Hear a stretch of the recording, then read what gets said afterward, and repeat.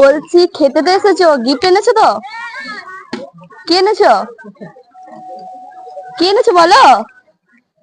এটা আমার বউ ভাত হচ্ছে। কেউ তো আমার জন্য কিছুই গিফট আনেনি। এনেছো তো গিফট? কি এনেছো? ও ঠাম্মা, বলছি খেতে তো এসেছো, আমার জন্য গিফট এনেছো তো? এ মা, এটা তো আমার উপলক্ষে হচ্ছে।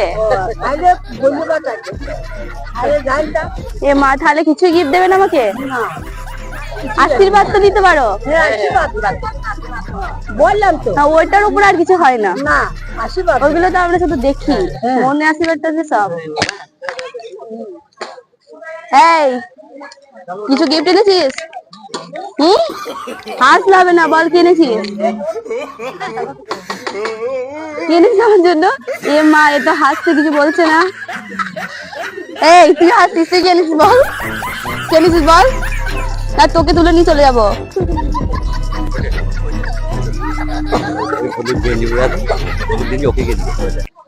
কি বলবো আমি গিয়ে? বলছি গিফট এনেছে তো আমার জন্য, তখন থেকে দেখছি খেয়েই যাচ্ছ, খেয়েই এইটা, এটা নিয়ে আমি কি করবো? জল খাবে? জল খাবার জন্য তো আছে, অন্য কিছু দাও। ভবিষ্যতে লাগবে।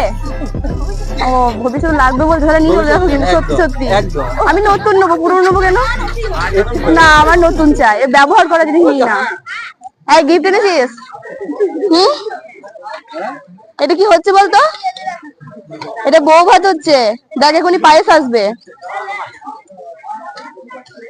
এই, কি গিফট এনেছিস তো? এই তো মুখ ঢাকা।